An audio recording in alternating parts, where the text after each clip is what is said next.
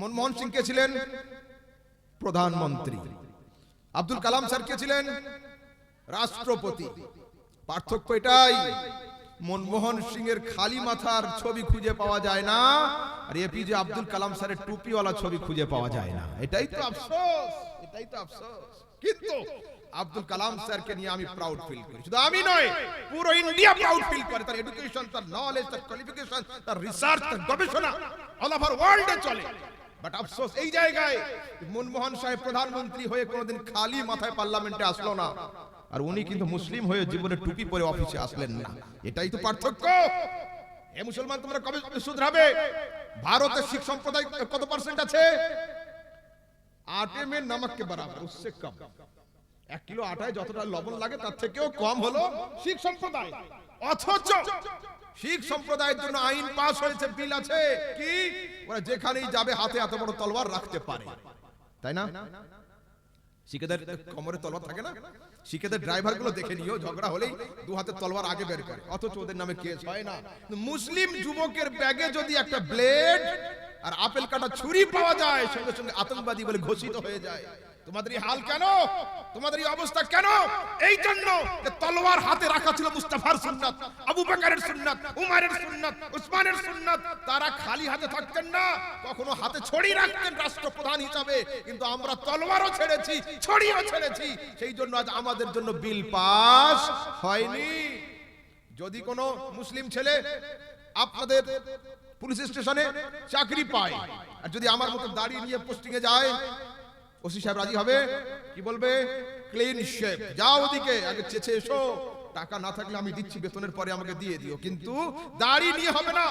অথচ শিখ সম্প্রদায়ের যেগুলো সরদার কমান্ডো পদে রয়েছে, বিএসএফ হোক, আর্মি হোক, এয়ারফোর্স হোক, নেভি হোক, ওরা যে কোনো প্ল্যাটফর্মে থাকুক না কেন, মুখে ওদের দাড়িও থাকে, মাথায় ওদের পাগড়িও থাকে। হে যুবক, গুরু নানক আজ থেকে 200 বছর আগের লোক, কিন্তু মুহাম্মদ রাসূলুল্লাহ 1500 বছর আগে তোমাদের পাগড়িও দিয়েছিলেন, তোমাদের টুপিও দিয়েছিলেন, তোমাদের দাড়িও দিয়েছিলেন, কিন্তু তোমরা খালি মাথায় দাড়ি চেছে থাকা অভ্যস্ত হয়ে গিয়েছো। সেই জন্য ইমাম আহলে সুন্নাত লিখছেন, जो तेरे दर से यार फिरते हैं दर बदर यूं ही खार फिरते हैं। যে নবীর দরবারের দিকে একবার পিছন করে হাঁটে, দুনিয়ার সমস্ত দরবারে ওকে ঠকর খেতে হয়, ঠকর খেতে হয়, সাকসেসের দরওয়াজা পর্যন্ত পৌঁছতেই পারে না।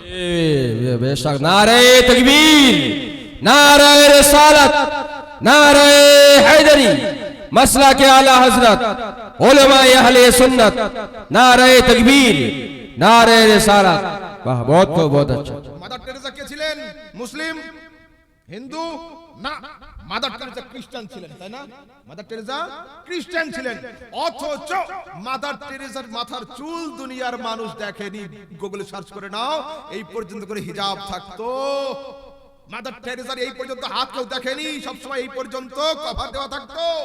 অথচ পর্দা করা খোদার হুকুম, পর্দা করা মুস্তাফার নির্দেশ, পর্দা করা নবীর স্ত্রীগণের সুন্নাত। কিন্তু আমাদের সমাজের মহিলাদের ওড়না ছিল এই পর্যন্ত, পরে হলো অর্ধেক মাথা, তারপরে হলো খালি মাথা, তারপরে আসলো গলাতে, তারপরে ওড়না চলে গেল আলমারিতে, ওনারা থেকে গেলেন বাজারে। এই তো তোমাদের অবস্থা। আবার তোমরা দাবি করছো যে হযরতে ফাতেমার সঙ্গে আমাদের জান্নাত যেন হয়। ইসলামিক শরীয়তে আছে, অবাধ ভাবে যে মহিলা পুরুষদের সঙ্গে চলাফেরা করে, ওই মহিলা পুরুষে গণ্য। বাড়ির পর্দাওয়ালা মহিলার সঙ্গে ওকে একা একা বসতে দেওয়া না যায়। কোথায় যাব আমি? कहूं तो कहा नहीं जाता, रहूं तो रहा नहीं जाता। বড় আফসোস, বড় আফসোস। আল্লামা ইকবাল, মোহা ইকবাল লিখছেন, वदा में हो तुम नसारा, तमद्दुन में हो हुनूद, ऐ मुसलमान तुम्हें देखकर शर्माए यहूद। তোমাদের ড্রেস পোশাক দেখে মনে হচ্ছে তোমরা স্বদেশিক হিন্দু, আর তোমাদের খাওয়া দাওয়ার স্টাইল দেখে মনে হচ্ছে তোমরা পাশ্চাত্য দেশের খ্রিস্টান, আর তোমাদের দাঁড়িয়ে দাঁড়িয়ে পেশাব করা দেখে রোম সাম্রাজ্যের ইহুদি জাতি পর্যন্ত লজ্জিত হয়ে যাবে। যে যুগে মোবাইল ছিল না, টিভি ছিল না, ইয়ারফোন ছিল না, 2G ছিল না, 5G তো দূরের কথা, সেই যুগে যদি আল্লামা ইকবাল রাহমাতুল্লাহ আলাইহি আমাদেরকে শাসন করে লাঞ্ছনা দিয়ে এই কথা লিখেন, বর্তমান যুগে যদি তিনি থাকতেন, জানি না কোন ভাষায় তিনি লিখতেন, একমাত্র আল্লাহ জানেন, আর একমাত্র তিনি। বড় আফসোস। কবে শুধরাবে তোমরা?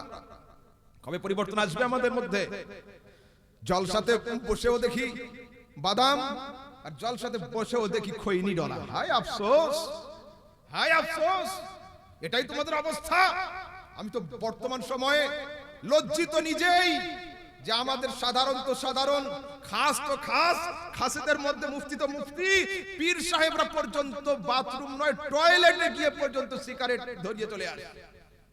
হ্যাঁ, এই অবস্থা। রাসূল সাল্লাল্লাহু আলাইহি সাল্লামের সঙ্গ পেয়ে মক্কাবাসী মানুষ যাদের মদ ছিল জোহরে, আসরে, মাগরিবে, এশাতে পানি ছাড়া তারা মদ ব্যবহার করত, রাসূলের সংস্পর্শ পেয়ে মদ শুধু ছাড়েনি, মদের মটকাকে পর্যন্ত চূর্ণ বিচূর্ণ করে দিয়েছিল। কিন্তু এরা আল্লাহর ওলি হয়ে গেল, এখনো সিগারেট ছাড়তে পারে না। বড় আফসোস। मैंने ढा लिया है और वादा कर लिया है कि अपने लोगों को नंगा पहले करना है, कुछ भी हो जाए नहीं छोड़ना है। পীর সাহেব দেখছি এখন সব মাঝখান দিয়ে হাঁটছে, এদিক থেকে মহিলারা ফুল মারছে, ওদিক দিয়ে পুরুষরা ফুল মারছে, জানি না কোন ফুলটা মিষ্টি বেশি। হ্যাঁ, এটাই কি পীর? সেদিন দিনাজপুরে গেলাম, প্রশ্ন হলো হুজুর আমাদের এখানে একটা হুজুর আছে, উনি হাত দিয়ে দেয়, মহিলারা হাতে চুম্বন করে, ইজ ইট অ্যাকসেপ্টেড? আমি বললাম হ্যাঁ, ও হিরো হতে পারে, পীর হতে পারে, ও নায়ক হতে পারে, ও পীর হতে পারে না। যুবক, শুধরাতে হবে, এখনো সময় আছে।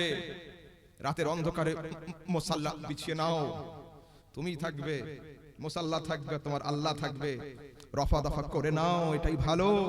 কিয়ামতের দিনে যখন রিলে করে তোমাদের লাইফ হিস্ট্রি গুলো দেখানো হবে, আদমও থাকবে, মুস্তাফাও থাকবে, আদমের উম্মতও থাকবে, মুস্তাফার উম্মতও থাকবে। তো সবার সামনে লজ্জিত হওয়ার আগে এখনো সময় আছে, শুধরে যাও, এইখানে পরিবর্তন হয়ে যাও। একদিন হযরতে একবার দরুদ শরীফ পাঠ করুন, আল্লাহুম্মা সাল্লি আলা مولانا محمد وعلى آل سيدنا وعلى آل سيدنا مولانا محمد সাল্লাল্লাহু আলাইহি ওয়াসাল্লাম। বাহলুল দানা রাহমাতুল্লাহ আলাইহি কবরস্থানে বসে বসে মুর্দাদের সঙ্গে যেন কি বলছেন। রাস্তার ধারে বেশ কিছু লোক যাচ্ছিল, বাহলুল এখানে কি করছো? ওদের কাছ থেকে তো রিপ্লাই আসে না। বলতে হ্যাঁ হ্যাঁ, এরা যখন জীবিত ছিল এদের পিছনে আমি ঘুরতাম, যে খোদা রাজি আছে মাপ চেয়ে নে, খোদা রাজি মাপ চেয়ে নে। আমার কথায় পাত্তা দেয়নি, এখন জবানও বন্ধ, সব বন্ধ, এখন এরা রাজি কিন্তু খোদা রাজি নেই। তো চেষ্টা করছি যদি দুজনের মধ্যে একটু ঘটিয়ে দিয়ে ক্ষমা করানো যায়। কত বড় উপদেশপূর্ণ কথা। যে সময় খোদা রাজি, তুমি দুনিয়ার বাহানা দিয়ে মুসাল্লায় যেতে চাওনি, কাঠগড়াতে দাঁড়াতে চাওনি, এখন তুমি রাজি কিন্তু তোর খোদা উঠে বসে আছে, খোদা আর রাজি নয়। আল্লাহ পাক বলছেন লিল্লাহিল মাশরিক ওয়াল মাগরিব ফাইনামা তুওয়াল্লু ফাসাম্মা ওয়াজহুল্লাহ। এই পূর্ব এই পশ্চিম হলো আল্লাহর, যেদিকে মুখ করে তুমি খোদাকে ডাকবে, খোদা তোমার ডাকের সাড়া দিয়ে দিবে। এটা হলো শরীয়তের তাফসীর। কিন্তু যাদের অভ্যন্তরীণ চোখ খুলে গিয়েছে, তাসাউফ মারিফাত নিয়ে যারা চলে, তারা বলছেন না, তোমরা চিন্তা করে দেখো পূর্ব কাকে বলে, পশ্চিম কাকে বলে, পূর্বের সংজ্ঞা কি, পশ্চিমের সংজ্ঞা কি। পূর্বের সংজ্ঞা হলো যে জায়গা থেকে সূর্য উদয় হয় তার নাম পূর্ব, পশ্চিমের সংজ্ঞা হলো যে জায়গায় সূর্য অস্ত যায় তার নাম হলো পশ্চিম। তা বলছে শোনো, তোমার জন্মটা হলো সূর্য, তোমার জীবনটা হলো সূর্য, তোমার জন্মটা হলো পূর্ব, তোমার ইন্তেকালটা হলো পশ্চিম। তার মানে হচ্ছে জন্ম থেকে নিয়ে মৃত্যুর 1 সেকেন্ড আগে পর্যন্ত যদি তুমি খোদাকে আল্লাহ বলে ডেকে নাও, খোদা তোমাকে maaf করার জন্য প্রস্তুত রয়েছে। এই হচ্ছে মারিফাত তাফসীর। এর খবরদার, আমাদের মধ্যে পরিবর্তন আনতে হবে। আমাদের মধ্যে যে অন্ধ বিশ্বাস, যে কুসংস্কার গুলো আছে, এগুলোকে সরিয়ে ফেলতে হবে। আল ইসলাম ইয়াহদিমু মা কানা ক্বাবলা। ইসলাম সেই ঢালের নাম, ইসলাম সেই জেসিবির নাম, যে জেসিবি দিয়ে পূর্বের সমস্ত শিরক বিদআতের বাম্পারকে উঠিয়ে দেওয়া হয়, শিরক বিদআতের বিল্ডিং কে ভেঙে ইসলামের বিল্ডিং তৈরি করা হয়। আল ইসলাম ইয়াহদিমু মা কানা ক্বাবলা। ইসলাম এসেছে আগের সমস্ত জিনিসকে মিটিয়ে দেওয়ার জন্য।